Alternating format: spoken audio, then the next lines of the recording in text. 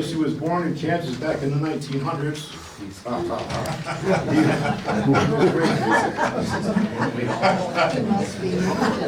He was raised in Idaho and joined the Air Force in '56. After 6.5 years, helping run intercepts for the Air Defense Command, getting aircraft together, he moved to Colorado in '64 to work for the FAA, where he was keeping aircraft apart.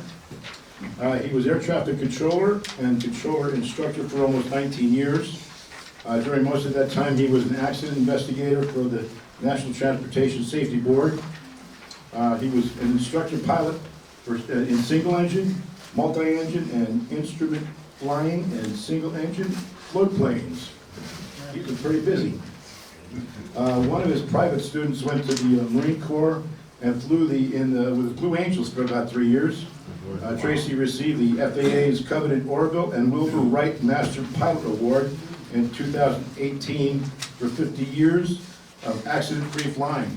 Congratulations for that. We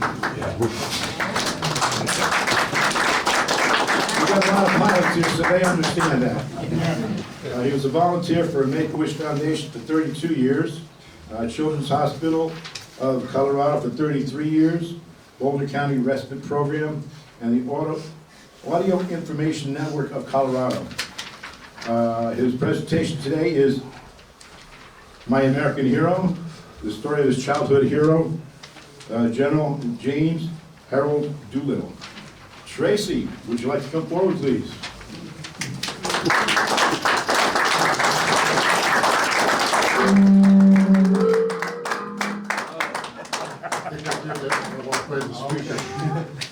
All right, Tracy. Thank you very much. Tracy Perry. Thank you. And for you folks that are here, welcome. Thank you for coming. The handout has one little error on there. The Blue Angels pilot flew for Alaskan Airlines, but not for very long, and he decided it was too much time away from home. So now he's the director of aviation at Ames College, and loves it. Been there for 4 or 5 years at least. He didn't realize that part of his Blue Angel duties would be to help the Blue Angels if they came to town for a show.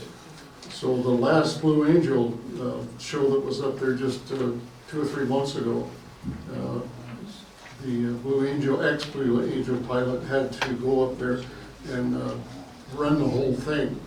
So it's kind of like a lot of businesses. You're never an ex-Blue Angel pilot. You're in it for life. Anyway, thank you all for coming. Some faces that I did not expect to see today. And welcome to all of you. And I hope you enjoyed this. This man was my boyhood hero from the time I was old enough to listen to the radio. My granddad listened to the news every afternoon at 6 o'clock.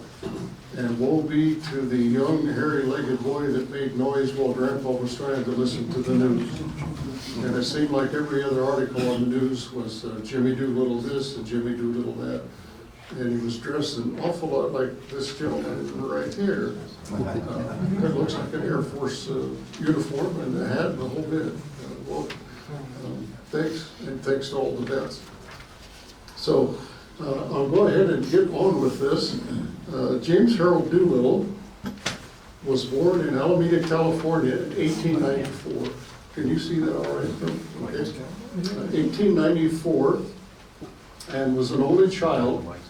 His dad and mother moved to Nome, Alaska, when Doolittle was about 5 years old. They had heard rumors that you could go to Nome, Alaska, walk down the shore of the Bering Sea, not the Bering Sea, but walk down the shoreline and pick up gold nuggets. So he fell for that, and when they got up there, it wasn't quite true. Luckily, his dad knew how to build furniture, so they started building furniture, and Doolittle went to school up there for the first few years of his life, and had a lot of trouble with the bullies. Doolittle was small even then, and the bullies would pick on him because they didn't think that little Jimmy Doolittle could do much to defend himself. Okay. But he learned how to box. And he wasn't one of those that would be chivalrous and let the other guy have the first punch. He said that was stupid. So he would get the first punch. And usually a combination of 3 or 4 or 5 or whatever he could get. Work on the nose, because even bullies don't like to see their own blood. One of the reasons that I think that he got picked on a lot, because I think his mother really wanted a girl. See what you think. There we go. Is there any doubt now why the bullies picked on him a lot? Probably every girl in school wanted to marry the guy so that their daughters would have hair like this. In 1917, he went to San Diego and started flying as a flying cadet. And this was his ride. The infamous JM4 Jenny. How many of you have flown one of these? Whoa, this is not as old a group as I thought. This thing had a 90 horsepower engine. 75 was the maximum speed, VNA if you're pilots. You soloed it from the rear seat. And believe it or not, this thing could climb 2,000 feet in only 7 minutes. You had time to finish your coffee, maybe get a smoke or two before you had to level out. And I know there's some pilots in here that climbed 2,000 feet in a whole lot less than 7 minutes. The first flight that they went on, as they were taxiing out, the instructor was in the front, and of course Doolittle was in the back, and they heard a pretty loud thump, and they weren't sure exactly what it was, so they stopped. And they hadn't gotten anywhere close to where it was time to advance the throttle and take off. But they stopped, and as they got to looking around, they saw pieces of 2 Jennies and bodies falling out of the air. This was right over the top of them, and it was a mid-air collision. One pilot died, and of course they stopped the airplane, shut the engine down, got out to see what they could do to help. And there wasn't an awful lot that they could do. They did another pre-flight on the airplane. There wasn't any damage on it, and the instructor came over to Doolittle and said, "Come on, we're going to go fly." And that's when Jimmy thought, do I really want to do this? Or is this a good time just to back out and say, to heck with it?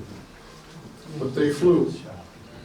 So he learned to fly pretty much like, how many pilots are there in here, by the way? Oh, quite a few. Oh, and actually the United guy raised his hand too. Thank you. Jimmy learned to fly pretty much the same way that I did. 2 buckets. That's what they call it, the 2-bucket approach. This was 1 bucket. This is labeled experience. Empty. Nothing in there. The other bucket was this. Get this out here. This is full of luck.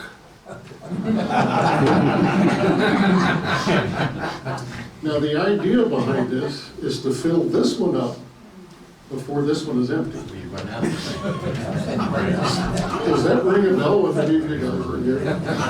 So after Doolittle's first trip, when the airplanes collided up over his head, they got some of this out of here. So he had a little bit of experience on this side and a little bit less luck on the other side. So he soloed in 7 hours and 4 minutes. I kept track of that right down to the minute. But 7 hours and 4 minutes, and I think my solo was probably another hour or 2 past what Jimmy did. But Jimmy said that his solo And I remember him telling me this, this is later on in the speech, but I had 4-hour brunch with this man in Carmel, California in 1988. And one of the things the story that he liked to tell, that his solo was very, very much like making love to his first girlfriend. I said, what do you mean by that, General? And he said, well, he said, I didn't know a hell of a lot about what I was doing. He said, it was over way too soon and I could not wait to do it again. Any of you pilots remember your first name? And Jimmy and I got to talking that it doesn't make any difference if you got 7 million hours of flying time, you never forget that first solo. So, Yes. I couldn't wait to do it again. He, once he got to solo, he flew quite a bit around the local area, was flying one day and looked down on the ground and there was a small dirt road and there were 2 soldiers walking up the road coming toward Jimmy. And he thought, I'll show these guys what an aviator is. Pulled the power back, dumped the nose, went down, and buzzed these 2 soldiers. And as he went by, he looked down, the 2 of them were talking as they were walking, and neither one of them were paying any attention to him. He thought, okay, evidently I'm not low enough. So he made a 180 and came back and made another low pass. And as he went by him, he heard this god-awful thump. And he looked out, and he had hit one of the guys in the back of the head with a wheel. And he was laying there on the ground, and he was bleeding. And Jimmy was looking at him as he went by, and he thought, oh man, I've really done it now. The colonel is going to have my rear. And before he could turn back around and get the airplane back under control, the tail skid caught a barbed wire on a barbed wire fence. Wow. Of course, he drew an awful lot of barbed wire off of the fence posts and everything, and finally slowed him down enough that it pounded him into the ground. And the first person up there to see if he was okay was the guy with the head bleeding that he had hit in the back of the head with his wheel. He was okay, and everybody was all right. So he lost a little bit of the luck, but is starting to get some experience over here. He had to go see the colonel, of course. There's always a colonel that's in the way of all of the fun that you're going to have as a pilot. In my case, it was the chief flight instructor that always wanted to do it his way instead of the way it was supposed to be done. Doolittle and all the rest of the pilots, of course, all wanted to be fighter pilots. Nobody wanted to fly cargo, dog crap out of Hong Kong, as they said in the movie. Doolittle had a place where there were a lot of ducks that hung out, a little small lake, and they would go out there, pick out a duck, and start following them. And it was real good practice if you wanted to be a fighter pilot, because whatever the duck did, you had to do in the airplane to follow them. And of course, the duck was trying to get the hell out of there. He didn't know what this noisy, greasy thing was behind him, but he didn't want him there. And Doolittle would chase it up and was having a real good time. One of the ducks one day, he was right on his tail. The duck made a hard left and dove out, and Doolittle watched him go by and thought, okay, I won. Looked back up, and there's the edge of the hill. A little valley up there. The duck had led him up a blind canyon.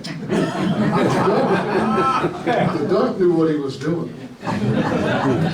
Doolittle was just had foresight on that poor duck, and anyway, running out of ideas and airspeed all at the same time, and pulled back on the oak to try to get over the last little hump in this ridge, and put the airplane in and destroyed it. And these things were worth about, I don't know, $8,000, $9,000, maybe $10,000 a piece back in the day. Back to see the colonel again. He spent more time with the colonel than he did flying the airplanes.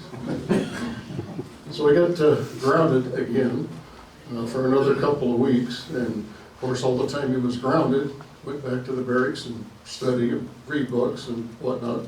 So he was getting some stuff up here, but he was getting a little bit more of the experience coming out of the luck.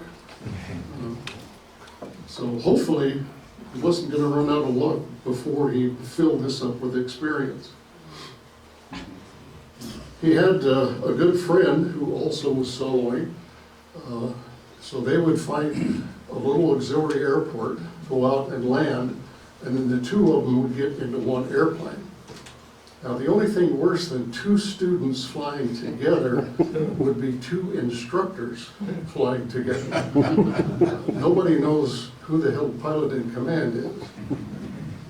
And his buddy told him one time, he said, we ought to do something exciting. And Doolittle says, well, I got something exciting. He said, I'll bet you $5 that while we're flying, I can get out of the back of this airplane, get down on the wing, and crawl forward, and between the prop and the leading edge of the wing, I can get down on this axle, and I can sit on that axle while you're landing the airplane. And so he said, you know we don't have any parachutes. He said, I know. He said, you want the bet or not? And the guy took the bet. So Doolittle crawled out, got down there, got on that axle, and sat there all the way through the landing. Got done, and he collected his $5 bill. And when he got back to the base, the colonel wanted to see him. The colonel had somebody in his office, and it was a guy named Cecil B. DeMille, who happened to be at this airport filming some airplane scenes for a movie. And he saw what these guys had done over there. And he went to the colonel and he said, I've got the film. He said, I'd like you to look at this, Colonel. And the colonel looked at it. And, boy, there was all kinds of evidence against Doolittle.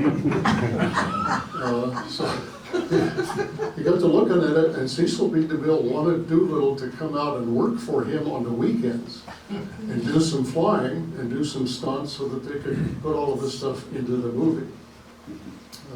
DeMille left, and there was Doolittle standing there, thought, how do I get the hell out of this one? So we grounded for another 2 or 3 weeks. Back to the barracks and do some more studying.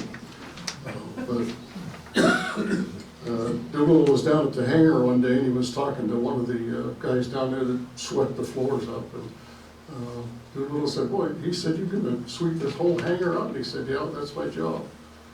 He said, I'll tell you what, he said, I think maybe I can make this easier for you. And it was one of those large hangars with the doors on each end. And he told this guy, he said, open both of those doors up, and he said, I'll be back in about 15 or 20 minutes. So he came back and he made a pass through the hangar. Probably going as fast as he could, which was maybe about 75.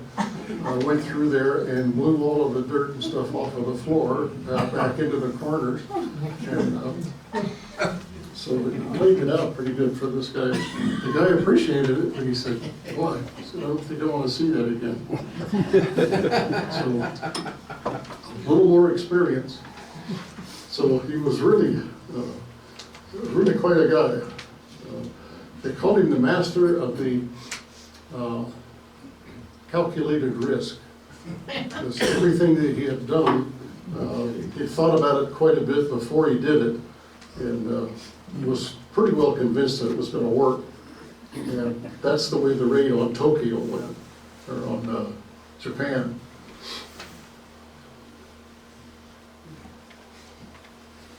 This is one of the airplanes that he flew. So we had something in common. Both of us were rated in seaplanes. And this was the one, he used to tell people, or no, it was Bill Bauer. I know some of you know Bill Bauer. Bill was the number 12 pilot on the Doolittle raid, lived in Boulder. And Bill was the guy that sold me this originally. And I liked it enough that I bought 3 more of them.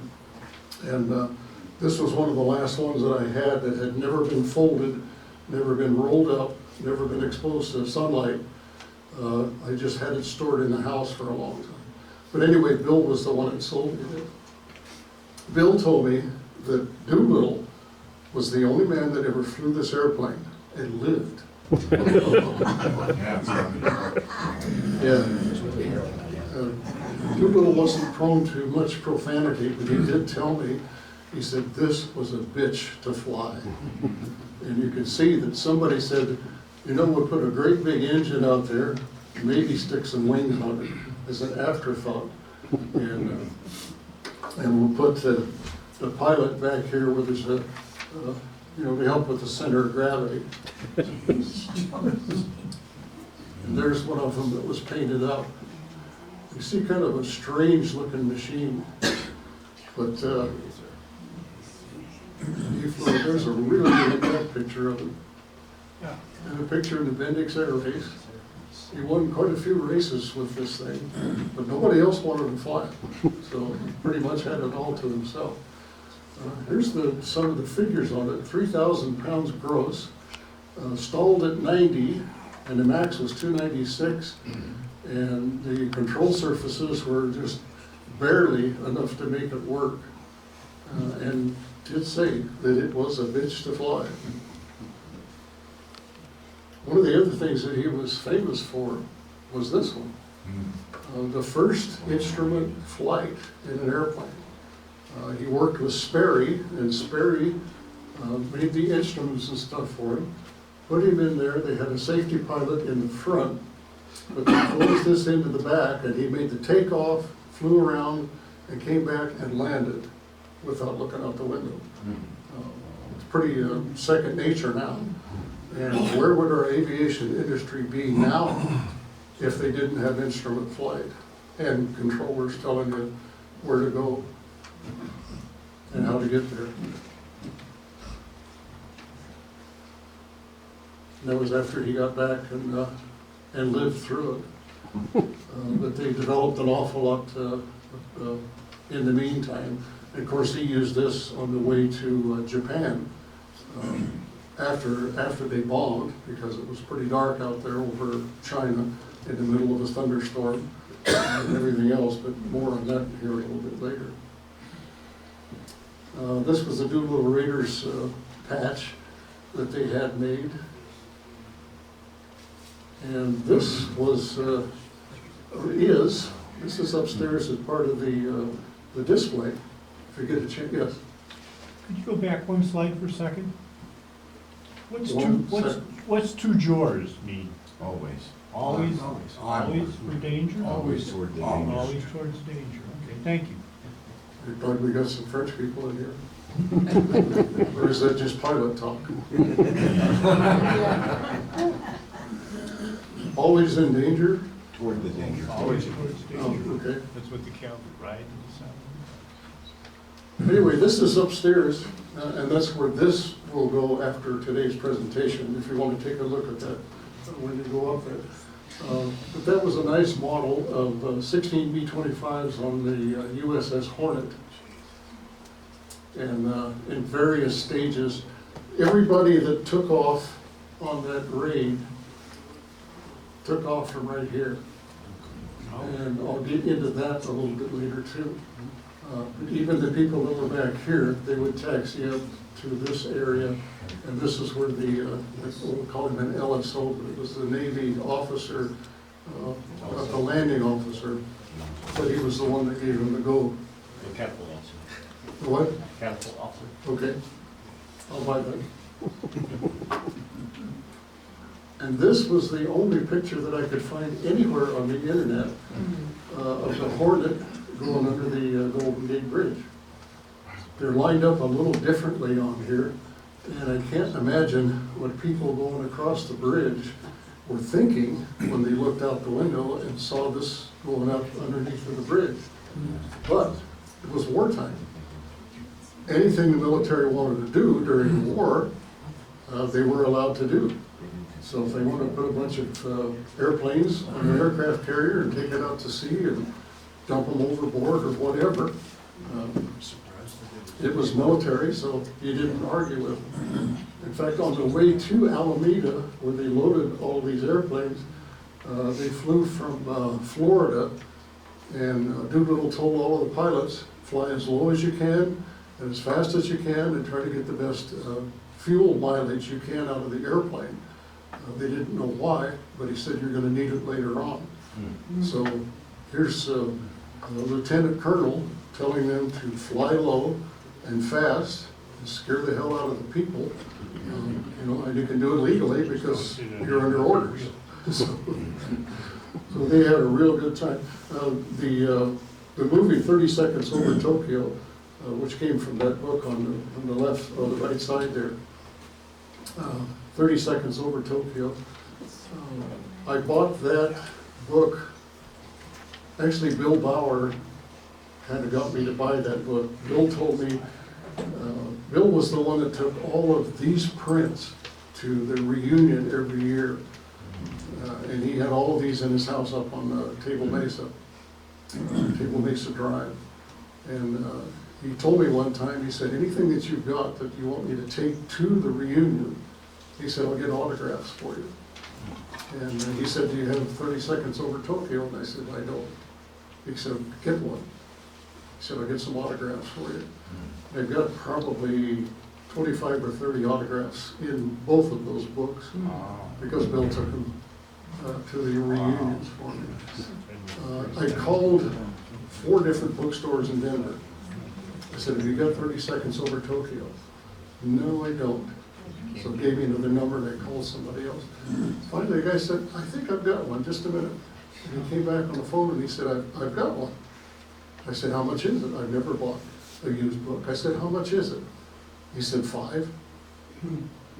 Okay, 5 what? I'm gonna drive from Longmont to Denver and find out it's 5,000. He said, $5. I said, I'll be down there. And I was down before he hung the phone up. I'll give you 10 for it right now. What's that? I'll give you 10 for it. I double my money. I can't come here and make money, so I'm sorry. Is 20 too much? My brother lived in Seattle at the time. My brother's always been known to be a little tight. And he called me one time and he said, I bought 30 Seconds Over Tokyo. He said, it cost me $6. I said, do you want autographs in it? No. He said, I'll have to send it to you in order for you to get autographs in it. He said, I don't want to lose it. He said, I got $6 invested in that book. My brother still has a copy of 30 Seconds Over Tokyo, and it's still worth $6. So there is a place where you draw the line and say, okay, you know, I'm going to take my chances. This is what they look like on the carrier. Of course, everything is all strapped down because they didn't know what the winds were going to be like out there. Mike Fellows is one of the guys that works here at the museum. And Mike's dad, I think, was the executive officer on this ship. Either this one or the one in the back, I'm not sure which one. But he was the exec officer on the run, on the raids. So they got firsthand knowledge and firsthand pictures of the airplanes taken off from the carrier.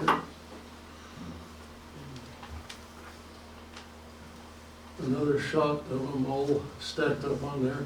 None of these have engines running yet. They're still all tied down, as you can see back here. The Navy was in charge of that. The deal was the ship's captain told Doolittle, he said, all of our airplanes are below decks. He said, if we happen to be attacked by the Japanese, if they find us out here for some reason, he said, all of your airplanes will be pushed over the side, just so we can get our airplanes up on deck and get them launched. So that was the deal. And everybody knew that. Isn't that why they brought the Enterprise along, though, to protect the Hornet? The Enterprise was there. That was one of the other ships, another carrier. And there's a couple of pictures, I don't know if I've got one of them, that shows the Enterprise back in the background. But it doesn't have any airplanes on the deck. So they're all under all stored down below decks, and why they didn't have them out on the deck, I'm not sure. I guess because they weren't picking up any returns on radar or anything that would show that the Japanese were around. So we'll taxi up to the line. This I thought was interesting. This is the nose wheel line, and this is the left main line. And that's to make sure that that right wingtip out there didn't get into, what do they call it, the bridge? Island. Island. I knew there's some Navy guys in there, or Marine. So anyway, this is Doolittle going up to the line, and this is typical Doolittle. They said put the nose wheel on the white line. I don't think there's an eighth of an inch on either side. It is right there, and this is the, what'd you call it, landing? Well, he would have been the launch officer. Launch officer. Yeah, launch Okay. officer. Because they didn't have catapult on the horn. Right. So the launch officer was standing here by the side, getting them up there. This was where the term balls to the wall kind of came out, because on the end of the throttles, there were two little plastic balls. And you grabbed a hold of those and pushed them all the way to the wall or up to the instrument panel to get full power out of it, balls to the wall. So he was moving these guys forward. And I'm not sure, oh, here he is.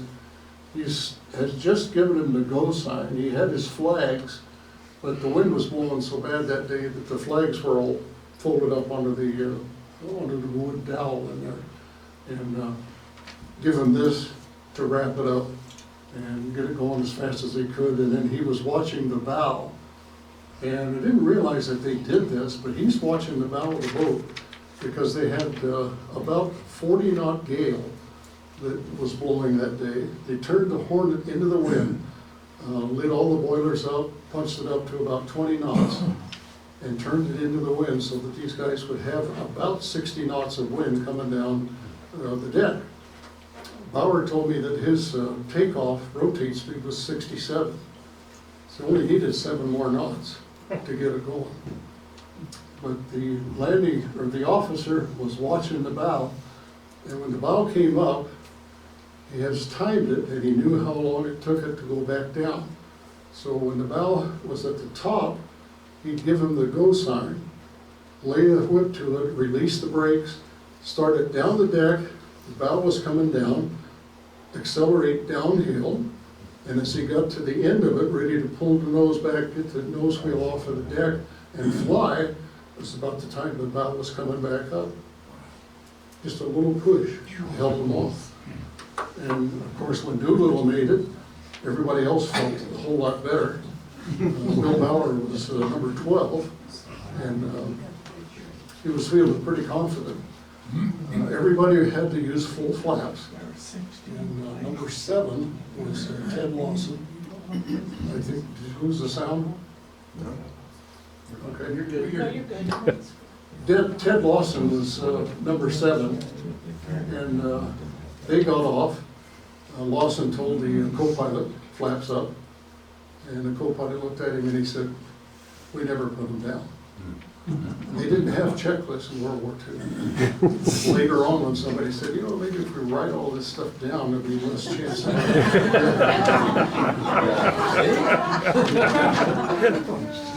So they didn't have to pull their flaps up. They did lose some altitude right after they went across the bow of the ship and struggled around a little bit until they finally got some airspeed. And so 16 out of 16 B-25s, 15 of them proved that you could fly off of a carrier with full flaps. One of them proved that you didn't need full flaps. Not something you want to be noticing. Anyway, drop down to get out of the way and to make sure that all of the prop wash from the number 1 engine over there didn't blow you overboard on the side. This was a bad picture that was taken by one of the pilots, the guy in front of me. And there's Doolittle you can see that he's just about off of the deck, not quite. But the bow's coming up, and everybody up here, of course, is, taking pictures, wondering, is he gonna make it, or is he not gonna make it? And there's how much he had gained by the time he got off of the deck, into that 60-knot wind. Lots of airspeed, and a lot of good lift there. As soon as they were off of the carrier, they made a left turn, and another left turn, downwind, turned base at the back of the ship, and came back down and made another pass down the deck. The reason was they couldn't set a directional gyro on the carrier, because it was, 20,000 tons of metal around there. So they had to make a pass down the deck. A really technological way to do this. A guy stood out there with a blackboard and a piece of chalk and was writing down the heading, so that when they flew down the deck, you could set that directional gyro just before they headed off where they didn't have any reference at all. So, really a technical advancement. There's this, you can see, again, imagine what the rate of climb is. And there's those two lines, left main and the nose wheel. Why they had them all the way up there, they certainly weren't going to be watching where the nose wheel was going and the deck was coming up that fast. Were those always on the deck of the carriers, or was that just painted on because of the B-25? They've just painted on there. So this was just a one-time thing, huh? Yeah, because all the other airplanes fit on there fine because they didn't have the wingspan. But, yeah, they put those on there just for B-25. And when it went down, when the Hornet went down, of course, it took all of the gear, everything that the crew, the Doolittle's crew had left on board, that all went to the bottom of the Pacific. And the lines are probably still there. That looks like really taking advantage of the climb that you've got. That may not even be Doolittle. There may be another B-25 out there. It's kind of hard to tell. They were starting to get the hang of it. This was the route that they took out of Pearl. Of course, they missed Pearl, but they came out this way and launched roughly, that wasn't in there yet. They launched earlier than what they wanted to, so they didn't have quite enough fuel. So the Navy was filling up 5-gallon cans of gas. Yep. Can you tell us a little about those picket ships that did they actually send a radio signal to Tokyo? Because there was no real defense there, and why did it take so many gunshots to sink those picket ships? That I don't know. I know that they evidently didn't send a message back to Japan because Doolittle raiders never ran into any kind of a problem over there at all. In fact, a lot of people were waving at them because they thought they were Japanese airplanes. Waving and saying, oh, hi. So I'm not sure about that, but... There's a controversy about that. I've seen historical videos that say that they did transmit. And I don't know that anybody has really been able to determine whether they did or not, and if it was received. It's one thing to transmit, it's another thing to receive. Yeah. Anyway, the Navy helped them with 5-gallon cans, filled them up with gas, and got them on board, and they told them, use that gas first. As you're running low on fuel, put that into the tanks, but do not throw the tanks out, the empty cans, because all that's going to do is just leave a breadcrumb trail back to where the rest of the fleet is, the task force. And we don't want the Japanese coming after us and chasing us all the way back to Pearl Harbor. So they saved all of the cans, and at one time they dropped them all to get rid of them.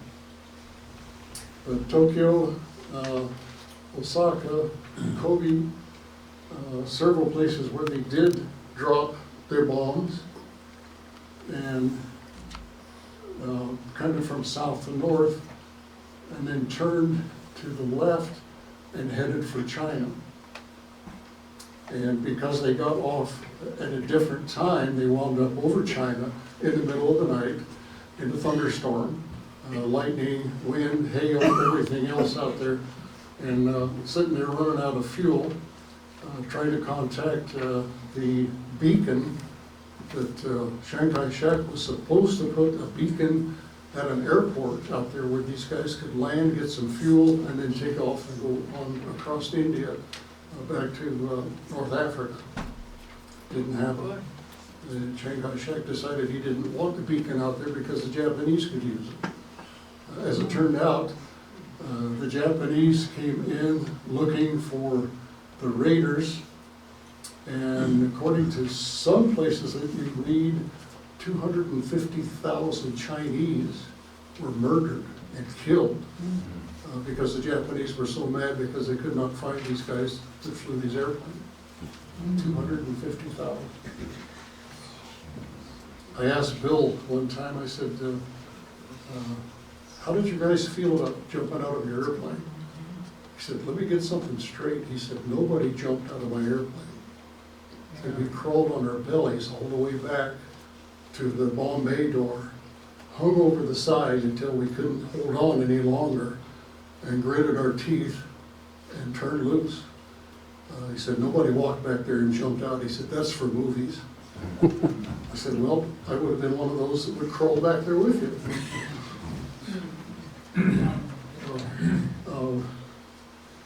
Richard Cole was Doolittle's co-pilot, and he was injured when he got out of the airplane. He was so scared, he said, when he got out of the airplane, he had his hand on his D-ring, and he pulled it so hard, he hit himself in the eye and gave himself a black eye. So that was the only injury that he got out of it. The guys laughed at him and made fun of him for a couple of weeks while their eye was trying to get better. Bill said, he told everybody, count to 5, then pull the ripcord. And Bill, he'd come over to Storage Tech one time and told us the whole story. The 3 souvenirs that he had from it was the D-ring and his pocket knife that he'd had since he was a kid, and the train ticket across to India. Those were the 3 souvenirs that he had. And he said primarily, he said, I kept the D-ring because once I got on the ground, he said it was 3 days before I could turn loose of the damn thing. I thought, well, I can believe that. Yes, sir. Did all of the guys parachute, or did some of these planes actually crash land? Some of them crash landed. Some of them did. Ted Lawson was one of them. He found a place, a cove, where there was a nice beach and in the water, and he put it down right in between the water and the beach. A hard landing. He went through the windscreen. A lot of scars on his face for years, and a bad gash in one of his legs. He left a leg in China when he came back. But it was, I think, one of the reasons that Ted Lawson never came to any of the reunions. He's just a little embarrassed about having all of those scars, and but he never showed up. And Bill called me one time, and he said, the reunion this year is in San Francisco. And he said, I have to drive, because he not only took all of these, but he also took the tontine from the Air Force Academy, the 80 goblets and the cognac. He had to take that to the reunion every year. And he said, after the reunion, I'm going to Chico, where Ted Lawson lives, and I'm going to spend some time with him and get some autographs. And this has got Ted's autograph on it. A lot of the early ones that were sold, Ted never signed them. So this one has Ted's autograph as well as 40-some of the other survivors. Yes, sir. Can you tell us a little bit about the plane that landed in Vladivostok in Russia, and how those guys got back to the U.S.? I think they were interned, went through Iran or something? I think they escaped. Yeah. They weren't incarcerated, but the Russians had their airplane, and of course they weren't gonna get it back. When Bill came to Storage Tech, we had probably 150 engineers in the audience. 3 of them I knew pretty well. They were all 3 graduates of the Army, the Academy, West Point. And when Bill mentioned that the only pilot that was a West Point graduate was the one that disobeyed orders and went to Russia. And I looked around the room, and all 3 of those guys were sliding down because everybody in the place knew where they had graduated from. It was really a funny moment, a highlight, really. So anyway, yes. Could you say what Doolittle parachuted into? Yeah, yes, let me get to that. Doolittle got out just like everybody else, opened his chute, wound up landing in, how do you put this gently and correctly? Nightshade? Night soil. Night soil. Anybody not know what night soil is? Human excrement. That's what he wound up in. He was alive, but didn't smell real good. So anyway, he wanted to get out of the rain. He really wanted a fresh set of clothes and a shower, but wasn't hardly any place to get that done. He went into a little shed and kind of felt his way around because it was dark as the dickens in there. And he reached down inside of there was a box there, reached down inside and it was kind of soft, and he thought, good place to crawl in and sleep till morning. Said he was really beat. And he did get in there. Found out that it was so soft because it was a body. It was a casket. And he decided, I may not sleep as well outside, but I'm not going to spend the night with this guy, or whatever it was. Went to the corner and took his parachute and covered up a little bit, got a little bit of shut-eye. And this was his airplane. Again, a really nice picture. Let's see if, yeah, there he is. He's sitting up here on the end of the wing. His crew chief landed pretty close to him. Doolittle was really down in the dumps because they knew that they were going to send him back to Leavenworth because the raid had failed. He lost 16 airplanes as far as he knew at that time. And Leonard, the crew chief, said no. He said, I think they're going to probably promote you and give you a medal. Doolittle said, I don't think so.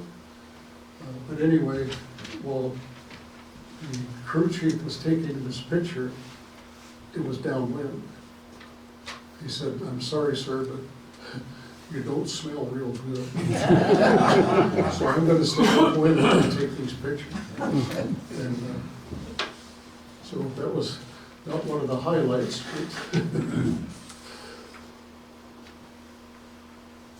There's another picture of it. So they were actually able to find it the next day and go back out and get some pictures. But these were probably old Brownie box cameras that you look down through the top. Wasn't anything real technical. A lot of artists after the raid and Doolittle getting a congressional and going to a general, the second time in his career that he had missed a rank. He was never a full bird colonel. He was never a major. He had missed that one. So good way to promote yourself real fast in the military. Skip a couple of grades. Where was I going with that? Anyway, there were a lot of artists in their head who knew what was going on after they got off of the carrier. So there were a whole bunch of paintings that you can find on the internet. Some of them factual, some of them, some artists that maybe had too much to drink and decided to paint a picture. It didn't come out real good. This hit the papers, of course.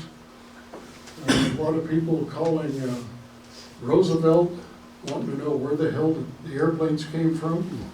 And you know what they told the press? Shangri-La. The They Navy, said, wait a act- minute, that doesn't exist, as far as I can tell you, sorry. the Navy actually named an Essex-class carrier, the Shangri-La, after that. Uh-huh. So that hit all the papers. I can remember, I was still pretty young. I remember all the neighbor ladies standing up on the back fence talking about some guy named Doolittle bombed Japan. 3 cities hit, I think there were 4, but then, and here's Bobby Height was captured. This was a summation. Chase Nielsen killed in a crash, Peter the same, Fitzmaurice the same. Bill Farrell was executed by the Japanese, and as well as Dean Hallmark and Harold Spatz. They just put them on their knees, walked around behind them, and put a bullet in the back of their head. DeShazor was in prison until the war's end, and Meter died as a POW. But that was the ones that didn't make it back out of Japan. Were the B-25s 8-man crews? They had 5 on there. 5-man. One of them, they took the gunner off and put on a doctor. And that's the one that, the guy that took off Ted Lawson's leg. So they did have a doctor on board. They didn't need gunners anyway because all the guns were taken up. They put broomsticks in the back.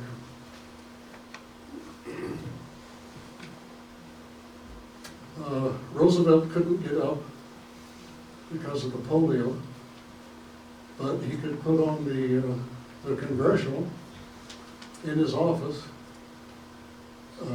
Doolittle, somewhere in India, got off of the train and sent a telegram to the War Department, but they were out of China on their way back, and then before the train started off again, they got another telegram from the White House that said, go directly to the White House, no stops. The president will be waiting for you. Doolittle sent another telegram to his wife Josephine in California. Said, you've got to be at Washington, D.C. at the White House on such and such a date. He said, the president wants to see it. So Josephine, that's her right there by the new general. Wartime, it was a little tough to get flights. She got a commercial flight to St. Louis. And from St. Louis on, it was military. And if you guys flew in the military as males, you know that the toilet facilities on military airplanes were non-existent, let me say, except for relief tube, which is tough for a lady to use. So she got a seat in the back and lots of coffee. Staff car with the sergeant driving it, picked her up at the airplane, and she said, I have to go to the bathroom. He said, I'm sorry, ma'am, my orders are to take you directly to the White House, no stops. My apologies. And so she sat back there and suffered. Got to the White House, walked in, and there in front of the Oval Office was her husband, Jimmy. Jimmy went over, put his arms around her, and she said, be careful. She said, it's been a long time since I have gone. And she said, I'll be right back. And she says, honey, the President of the United States is waiting for you. I'll try. So she went inside. Now, I can't look at this picture the same anymore. Doolittle told me this. He said she stood there and smiled like she was enjoying it, like there wasn't anything wrong. and just hating every minute of it. And I know she must have been thinking, well, has anybody ever wet their pants in the White House? In the Oval Office? And if anybody ever did, is that against the law? Is there a fine? And if there's a fine, how much would the fine be for such a, dare I say it, a piddling offense? See how fast they turn? So anyway, when they got done, they just casually walked over to the door, the Oval Office, and stepped out, and she disappeared. 20 minutes later, she came back, smile on her face, walking slowly, feeling a whole lot better.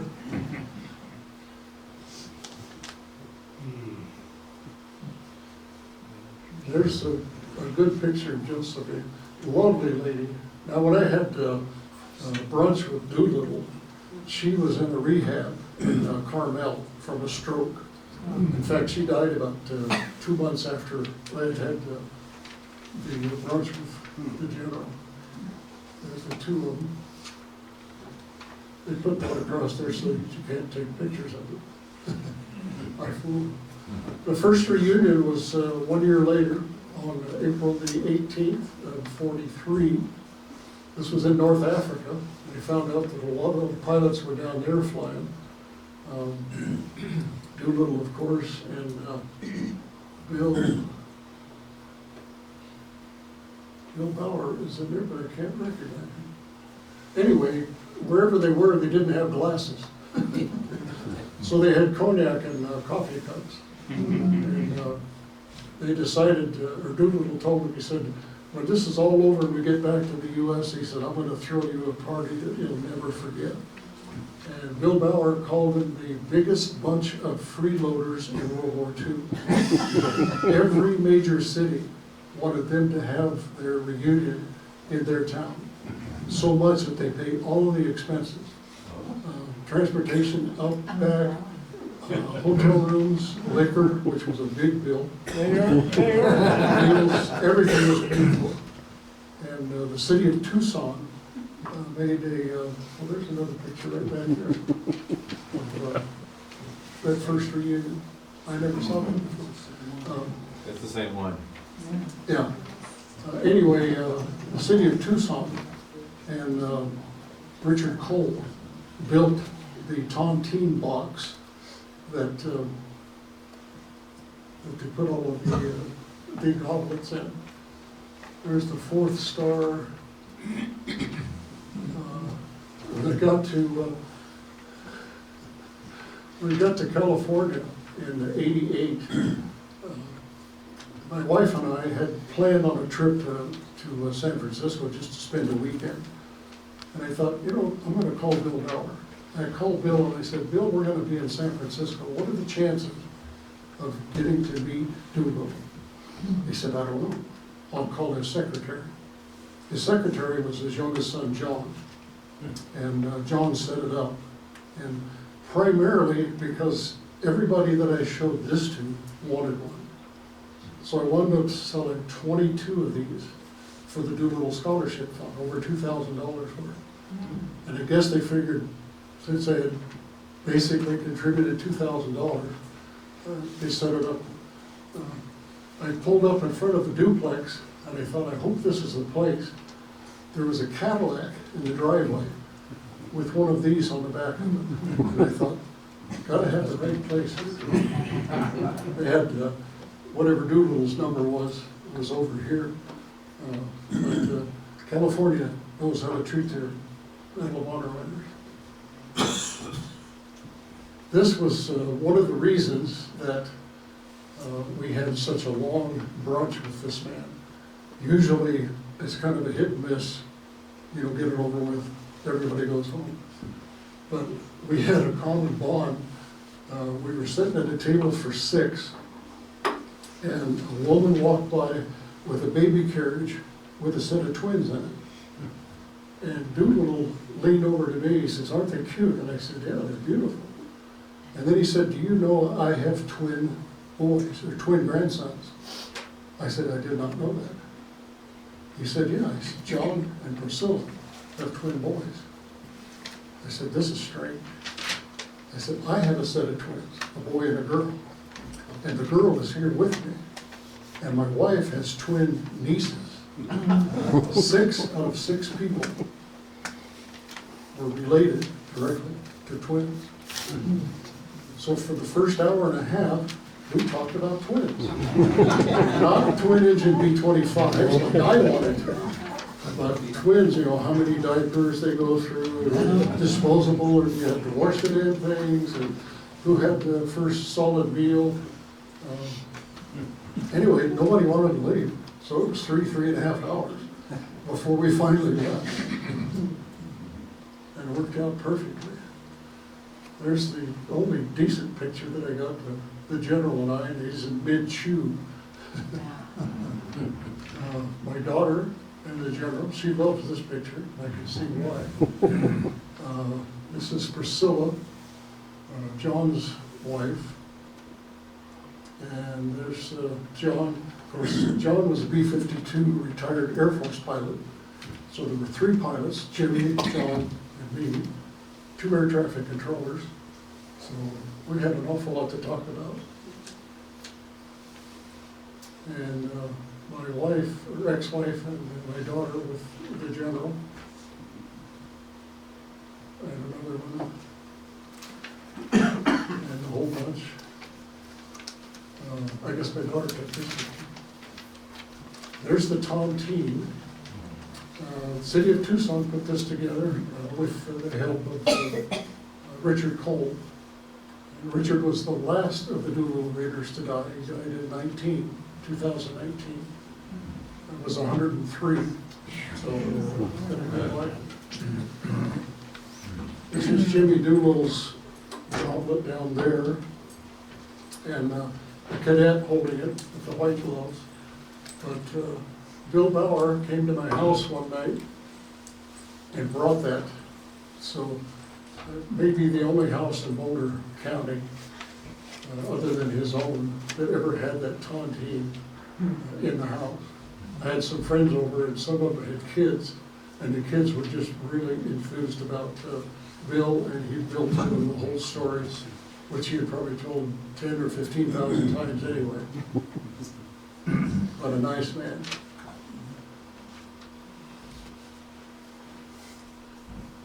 This was at one of the reunions when they had several guys. This is Bill on the end. Bill was a super guy. They, after he died, they built a little park up on Table Mesa. And understand from Jim that there's not an awful lot of stuff up there. I don't know whether they... There's the sign that says Bill Bauer Park, Yeah, but there will be a monument or a memorial soon. yeah, I hope so. The only Doolittle Raider from the state, as far as I know. Jimmy's again. Solid silver, 80 of them. Originally, they were all, well, most of them were all right side up. Their names were on the back also, upside down, so that when they passed away, they turned them over, and everybody that was at the reunion toasted them. This was at the Smithsonian, the Doolittle display. There's another one of the prints. And some more pictures. There's, this was, I got this at the, I was over there for the Bill Bauer dedication.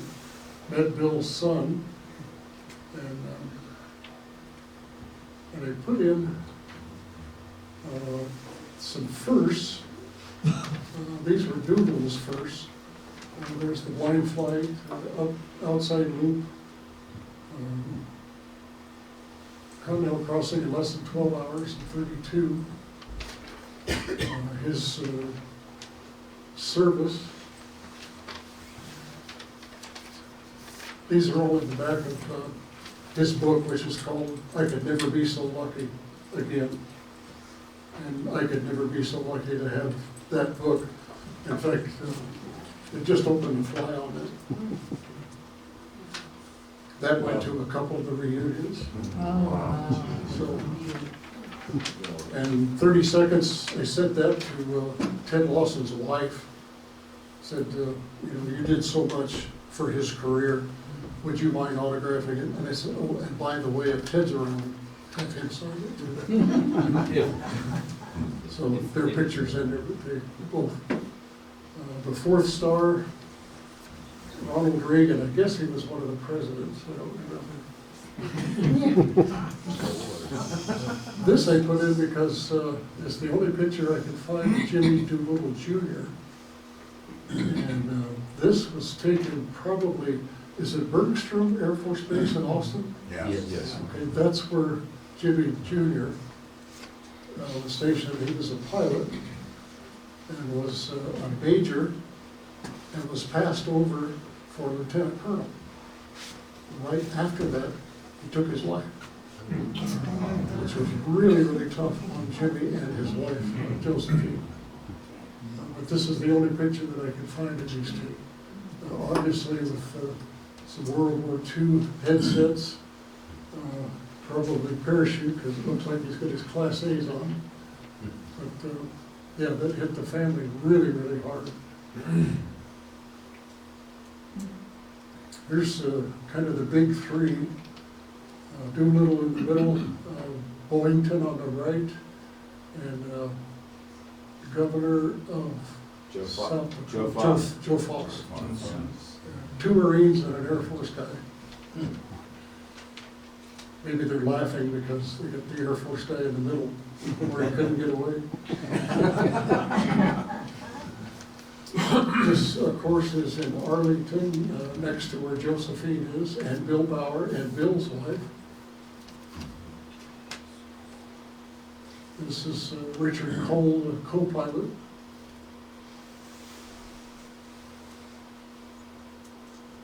And one of my favorite pictures of the man. There's Dick Cole at someplace where they had old Panchito, B-25 that's still flyable as far as I know. I always wanted to talk to him and find out if he was intimidated by flying right seat with the guy of this stature. He was opening another bottle. This wasn't the bottle that was in the tontine. The one that was in the tontine was Hennessy Cognac 1896, the year Doolittle was born. So it was over 100 years old, and I don't know if it spoils. Anybody know anything about cognac? Doesn't spoil.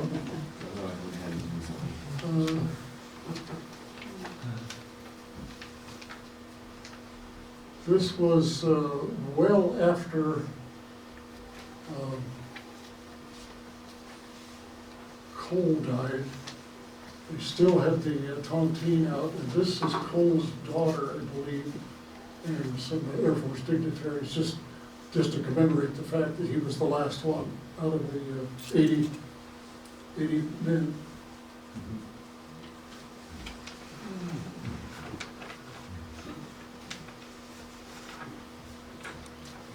Great. And that's all I have for you folks.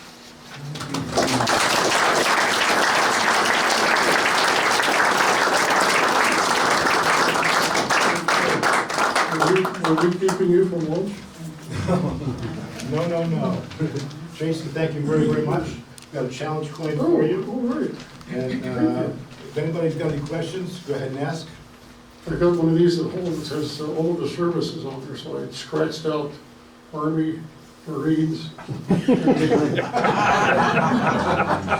sorry, were you in one of those branches that I scratched out? If anybody's interested, if you ever fly to Dulles International Airport in Northern Virginia, the Smithsonian that's right there on the grounds is called Udvar-Hazy, and they've actually got Jimmy Doolittle's uniform with his Congressional Medal of Honor in a really nice glass display, and you can actually go see the uniform and the Congressional Medal, his World War II uniform. Yeah, with his Medal of Honor on it. yeah, which was already At here. Dulles. And Billy Mitchell's is there too. Yeah, Doolittle was the first Air Force officer they had forced on it. First Air Force, not Army Air Force, Army Air Force. You know where the cabinet and the goblets are now? Wright Patterson, as far as I know. I thought they were still the same candidate, but after Bill couldn't take care of them. Bill used to go down there before the reunions, and he had two senior cadets, white gloves and everything, that helped load them into the car, which they thought was a real honor. But I think that's all at Wright Patterson now. Yes, sir. If I could be permitted a quick anecdote, I met General Doolittle at the 1973 Tailhook Convention in Las Vegas, where he was the guest of honor and the keynote speaker at the big banquet. He stood in the lobby of the Las Vegas Hilton and shook hands with every single naval aviator, naval flight officer, pilot that walked in after they registered. He stood there and shook hands with every one of us. He couldn't have been more gracious or friendly. That night at the banquet, the Chief of Naval Operations, James H. Holloway III, introduced him as the speaker after dinner. And he said, "Jimmy, I'm making you an honorary naval aviator." And he took out the Navy wings and he pinned them on the general's chest. And he said, "You're only honorary because you took off from the ship, but you never came back." And to just demonstrated what a great guy Jimmy Doolittle was. He just laughed harder than anybody else in the room. I also took an A6 to be static display at an air show at Laredo Air Force Base, Texas. And this was earlier than that tailhook convention. And so I was standing up in the cockpit and people were climbing up the ladder and I was giving them the grand tour of the cockpit of the A6 Intruder. The crowds eventually died away and an Air Force pilot in his flight suit was the last guy, climbed up the ladder, and then just as he got up to me, I saw his name tag with his wings on it, and the name was James H. Doolittle III. And I looked down at him and I went like this, "Is that for real?" And he said, "Yes, it's my cross to bear in life." He had come back from a tour in Vietnam as a forward air controller, flying OB-10 Broncos, marking targets to be hit with white smoke rockets. He told me that when an A6 showed up, or a pair, that was a forward air controller's dream come true, because we could give them 44 500-pound bombs or 56 500-pound bombs in 30 minutes on station. So they could work several targets with it. But he was just as charming as his grandfather, and it was a real joy to have met him. Thank you. I'd like to thank you all for coming and seeing this great performance. I'd like to ask you, anybody that did not sign in, please sign in on the way out. We live on your gracious contribution, so after you see the display upstairs, please help yourself and drop $1 or $2 in the bins upstairs. Thank you again. My name is Lou Roman. I'm the president of the board of directors here, and I really appreciate this great crowd that we have. Thank you very, very much.